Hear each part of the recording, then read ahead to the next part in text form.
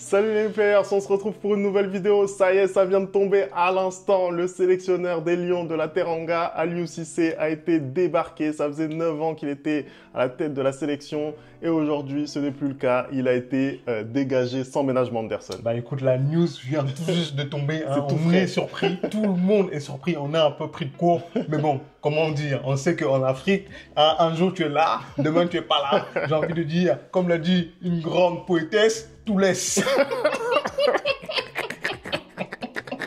Absolument tout laisse. Allez, on va revenir sur le parcours d'Aliou Cissé à la tête de la sélection sénégalaise et puis on va se projeter. Hein. On va voir qui sont les prétendants potentiels. T'es chaud, Anderson? Bah écoute, je suis bouillant. Franchement, j'ai hâte de débriefer ça là. Vraiment, cette annonce, elle m'a cloué sur ma chaise. Voilà.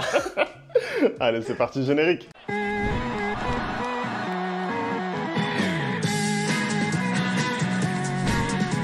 Allez, on commence tout de suite cette vidéo. Donc, on l'a appris là à l'instant, communiqué de la fédération sénégalaise de football qui nous explique que Aliou Cissé, après 9 ans à la tête de la sélection, est débarqué. Anderson, est-ce que tu peux nous en dire un petit peu plus là-dessus? Bah déjà, j'aimerais louer la transparence de la fédération sénégalaise hein, avec ce communiqué-là. Je pense qu'on ne peut pas faire plus clair. Hein. Tout est absolument expliqué de manière limpide. Je pense qu'on va l'afficher là. Il y a énormément de gros mots qui sont employés pour expliquer les raisons pour lesquelles Aliou Cissé il n'est pas maintenu et renouvelé. Bon, avant de commencer un peu à expliquer un peu toutes ces raisons-là, j'aimerais quand même qu'on rappelle, Femi, le bilan d'Aliou Cissé à la tête de la sélection sénégalaise de football, à la tête des Lions de la Teranga. Ça fait 9 ans qu'il est là. Hein. Le bilan, c'est 70 victoires, 24 nuls et 13 défaites. Exceptionnel. Voilà, je pense qu'il y a pire, comme bilan. Il y a pire comme bilan. Je rappelle quand même qu'il a été champion d'Afrique en 2021 au Cameroun, hein, sur nos terres malheureusement. Hein, je rappelle qu'il est vice-champion d'Afrique en 2019. Je rappelle qu'il a 2 participations à la Coupe du Monde à son actif. Hein, et je rappelle qu'il a été élu entraîneur africain de l'année. Hein. Je trouve que les travaux vraiment qu'il a fait à lui depuis qu'il est arrivé à la tête de cette sélection sont immenses. Il a replacé le Sénégal à sa juste place dans le football africain et aussi à sa juste place dans le football mondial. Il a eu aussi la chance d'avoir cette génération dorée, mais rappelons-le quand même, ça restera pour moi le meilleur entraîneur de la sélection sénégalaise. Il leur a quand même donné leur première étoile, hein, cette Coupe d'Afrique qu'ils cherchaient depuis tant d'années. Donc bravo à lui, bravo pour tout ce qu'il a fait dans cette sélection-là. On rappelle que c'était un joueur d'exception, hein, c'était un capitaine exceptionnel et c'est devenu une légende avec la sélection du Sénégal grâce à cette victoire à la CAN 2021. Maintenant, je pense que on l'avait dit il y a un moment, on avait fait une vidéo là-dessus et je pensais qu'on arrivait à la fin d'un cycle. Et je pense que tout dans le monde est régi de la même manière. À un moment donné, tu gagnes et bah, il faut que tu perdes aussi. Et quand les choses ne vont plus, bah, il faut pouvoir se dire au revoir et passer à l'étape suivante. Maintenant, moi, ma question, c'est est-ce que c'est le bon timing? Voilà. Moi, personnellement, et d'ailleurs, donnez-nous votre avis dans les commentaires. Moi, personnellement, je continue de penser que ce n'est pas le bon timing. Ce n'est pas le bon timing pour Aliou Cissé. Tu as une Coupe du Monde qui arrive très très vite. Hein. Au final, elle arrive dans quasiment 1 an et demi, cette Coupe du Monde aux États-Unis. Tu as la continuité globalement dans les avant résultats. La Coupe du Monde, il y a la Coupe d'Afrique aussi même. Il y a aussi la Coupe d'Afrique début 2026, tu as totalement raison. Donc effectivement, moi je pense qu'il faut miser sur la continuité. Honnêtement, les résultats, là, les derniers résultats du Sénégal sont plutôt corrects. C'est vrai qu'il y a eu cette déception lors de la dernière CAN et cette élimination en 8e de finale face aux futurs vainqueurs. C'est vrai aussi que le Sénégal jusque-là avait connu une progression linéaire. Tu en as parlé des anciens résultats. Donc c'est vrai qu'il y a une petite déception de ce côté-là, mais la manière n'est pas spécialement choquante. Le match aurait pu tourner en faveur du Sénégal ce jour-là. Et puis derrière, je trouve qu'ils se sont bien remobilisés. Je trouve que Aliou Cissé aussi, il a eu l'intelligence d'amener un peu de 109 dans son effectif. Certains jeunes joueurs ont pris des responsabilités, plus de responsabilités. Tu vois, je pense à des joueurs comme Lamine Camara par exemple. Donc effectivement, il a su, je pense, se remettre en question. Et pour moi, c'était toujours l'homme de la situation pour aller au moins jusqu'à l'année 2026 avec ces 2 grandes compétitions internationales. On aurait pu aviser après. Après, quand on regarde le communiqué de la fédération FEMI, il est clair et net et précis qu'il y avait des objectifs qui avaient été mis en place, à savoir une qualification en quart de finale pour la Coupe du Monde 2022, ce qui n'a pas fait. Et je pense, c'était quoi? C'était la victoire pour la CAN 2023. Je pense que quand tu as une équipe comme le Sénégal, avec l'effectif que tu as, sortir en 8e de finale, certes contre le vainqueur, tu le dis bien, mais sortir de cette manière-là, c'est pas possible.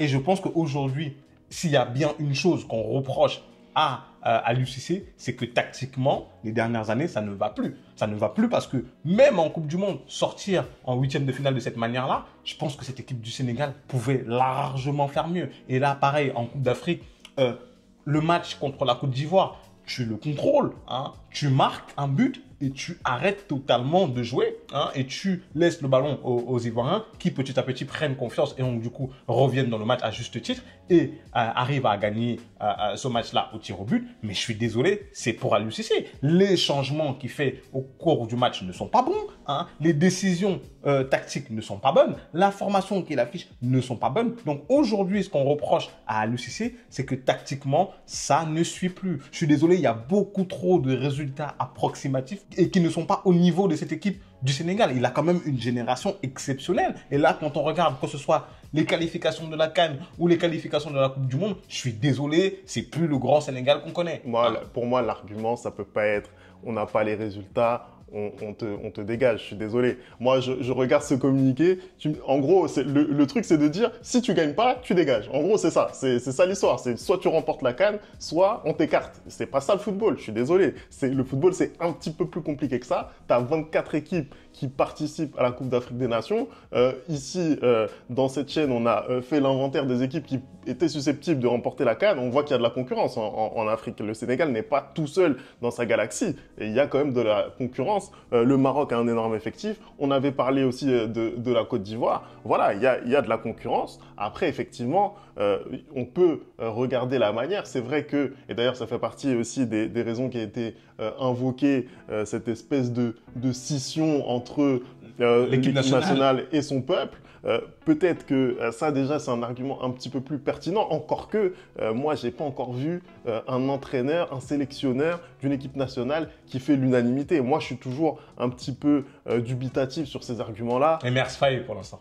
Emers Faé pour l'instant, parce que c'est beau, c'est frais, c'est jeune, tu vois ce que je veux dire. Il faut laisser aussi le temps de s'installer sur la durée. On rappelle qu'à l'UCC, il a fait 9 ans à la tête d'une sélection majeure comme celle du Sénégal. Donc voilà, moi je suis un peu mitigé en tout cas sur la décision. C'est pas celle que j'aurais prise. Non. Je pense qu'il y a certains Sénégalais, d'ailleurs n'hésitez pas à nous donner votre avis. Je pense qu'il y en a qui sont d'accord avec ça. Bah après non, moi je suis d'accord avec toi sur le timing. Moi je l'ai estimé, on en avait parlé, on avait fait une vidéo là-dessus. Je t'avais dit, moi j'estime que si tu dois prendre une décision, hein, d'ailleurs c'est la même chose quand ils ont viré le sélectionneur du Mali, je trouvais que le timing n'était pas bon. C'est-à-dire que si tu dois décider ou pas de prolonger à l'UCC, soit tu le fais après la CAN, hein, ou soit tu attends qu'il ait fini les 2 compétitions et tu prends une décision. Parce que là, on rappelle que c'était une fin de contrat. Hein, oui, c'est une fin de contrat. Oui, non, mais même, genre, je pense que là, comme ça, le virer juste avant une deuxième journée de qualification de CAN 2025, bah c'est n'importe quoi. C'est-à-dire que tu le vires en plein milieu. Là, on va en parler plus tard. On ne sait même pas encore qui va être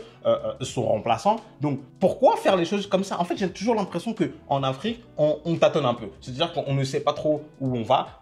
Là, ça veut dire quoi? C'est-à-dire que après la CAN, on espérait le laisser voir les résultats qu'il allait faire et décider ensuite de son avenir. Non, je pense qu'il faut savoir où on va. Et quand tu as une équipe comme le Sénégal, tu te dis, bah écoute, la Coupe du Monde 2022, j'ai pas eu les résultats escomptés. J'attends de voir ce qui va se passer à la CAN. À la CAN, tu sors en 8e. C'était clairement pas ton objectif, hein, parce que tu dis que ouais, il y avait beaucoup de favoris. Je suis totalement d'accord avec toi. Mais je pense que si le Sénégal arrive peut-être en demi-finale ou arrive en finale, bah c'est pas c'est un peu plus proche des objectifs qui se sont fixés que cette élimination en huitième de finale. Donc, tu attends de voir ce qu'il fait à la CAN. Là, il se fait éliminer en huitième de finale. Bah, je suis désolé, la compétition se termine. Bah, vous vous réunissez et vous prenez une décision, même si son contrat va jusqu'en août 2024. Vous vous dites, OK, on continue avec lui ou on ne continue pas. Là, le timing, il est catastrophique. Je suis désolé, le timing, il est absolument catastrophique. Il y a une équipe qui est une nouvelle jeunesse qui est en train de se construire dans cette équipe nationale-là. Hein, et comme ça, balancer tout le travail qui a été fait en plein milieu, bah, c'est n'importe quoi pour moi. C'est n'importe quoi. Après, peut-être aussi il y a des questions financières, hein, parce que peut-être que la décision elle a été prise avant, on ne sait pas. Parce qu'en réalité, si tu sais que dans 6 mois le contrat se termine, pourquoi tu vas payer une indemnité pour renvoyer un entraîneur alors que tu sais très bien que son contrat il va se terminer mais rapidement. Pour mieux préparer la suite. Mais son contrat il se termine dans 6 mois, mais dans quelles conditions, Femi? D'accord, mais je pense quand même que tu es capable de payer les 6 mois restants de contrat de Aliou Cissé. Hein? À part si à la Fédération sénégalaise de football, c'est aussi mal géré qu'elle a fait ma foot. Hein? Faut me dire. Mais je pense qu'ils ont quand même les fonds pour pouvoir payer 6 mois de contrat qui restent. En tout cas, Anderson, la décision elle a été prise. Plus d'entraîneur à l'heure actuelle pour le Sénégal. Je te pose la question, toi, qui est-ce que tu verrais sur ce poste? Il y a quelques noms qui ont circulé, on va en parler. Qui, pour toi, peut récupérer le poste de Aliou Cissé? Bah, j'aimerais que tu nous listes les noms des soi-disant successeurs d'Aliou Cissé. Et moi, je veux dire le nom que je pense collerait le mieux avec cette sélection sénégalaise. Voilà. Voilà, déjà, les noms qui commencent à circuler. Bon, déjà, il y a une hype autour de cet entraîneur, on va pas se mentir. Et c'est logique par rapport à tout le travail qu'il a effectué. Mais Habib Beye, quand même, il a la tête de l'emploi, on va pas se mentir. Hein, vraiment, par rapport à ce qu'il a fait ces dernières saisons, il a remonté le Red Star jusqu'en Ligue 2. Le Red Star qui était perdu. Hein, il a donné une identité à cette équipe. Et il lui a permis donc de revenir dans le monde professionnel.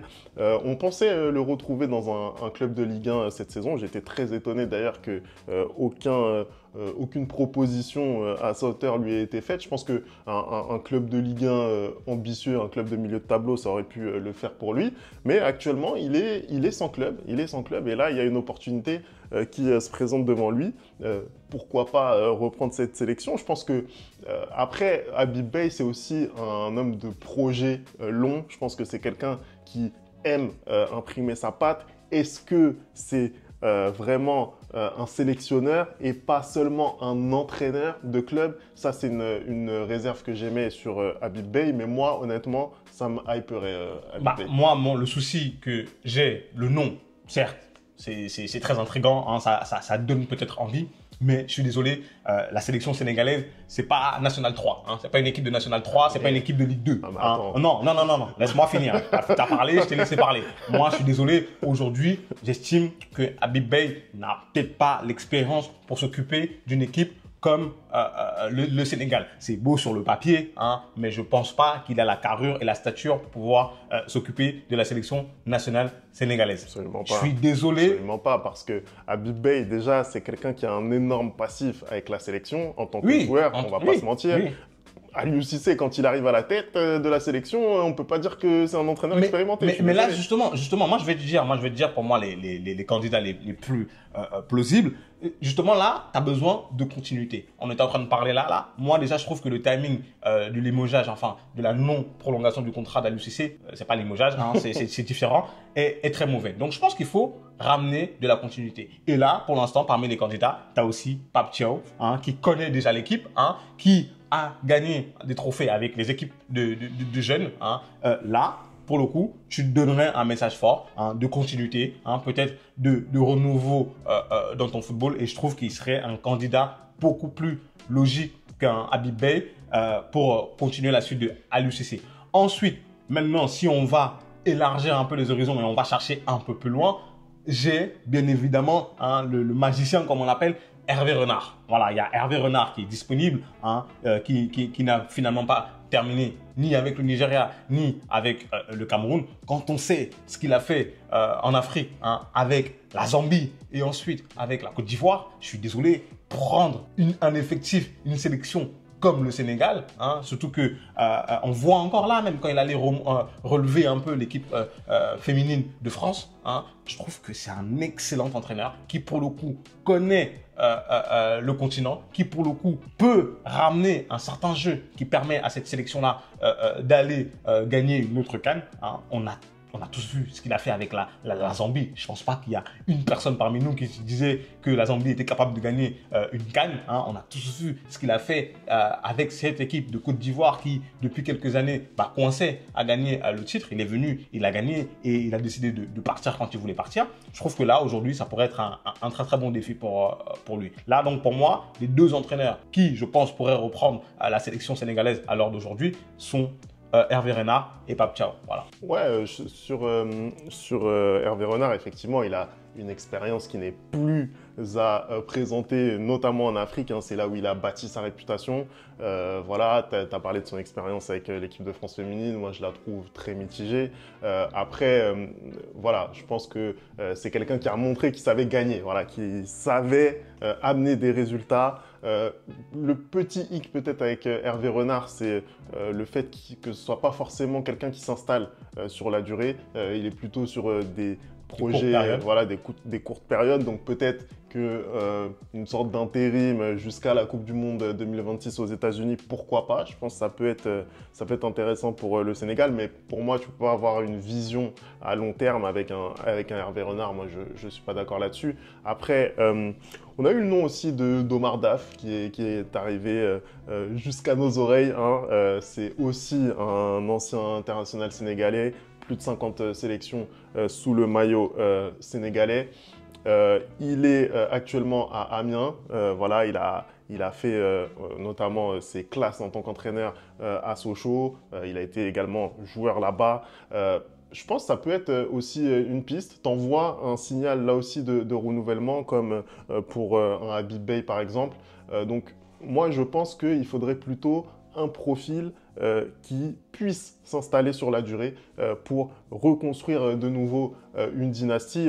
On avait parlé d'ailleurs ici sur cette chaîne du fait que justement le Sénégal travaille extrêmement bien et notamment avec sa jeunesse. Je pense qu'il faut continuer dans cette direction et il faut que le profil de l'entraîneur de l'équipe première, ce soit quelqu'un qui soit là pour bâtir sur du long terme, Anderson. C'est ce que je pense. C'est Pape Thiaw, voilà. Moi, je pense que c'est lui qui a toutes les qualités que tu viens de citer. En effet, je pense que pour faire l'intérim, ça peut être pas mal Hervé Renard, mais je pense qu'au niveau, s'ils n'ont pas le salaire, hein, s'ils n'ont pas les fonds pour pouvoir payer le salaire de Aliou Cissé pendant 6 mois, je pense qu'ils n'auront pas les fonds peut-être pour ramener Hervé Renard, même si je pense que c'est vraiment une très très bonne solution, en tout cas jusqu'à la Coupe du Monde 2026. Mais aujourd'hui, tu me demandes mon avis, si j'ai un droit de décision là-dessus, je te dirais Pape Thiaw. Donnez-nous votre avis, vous, dans les commentaires. On a hâte de savoir ce que vous pensez de la situation et qui vous verriez remplacer Aliou Cissé. Merci d'avoir regardé cette vidéo. On n'oublie pas les bonnes habitudes, @le replay foot. Et nous, on se retrouve très très vite pour une nouvelle vidéo. Ciao!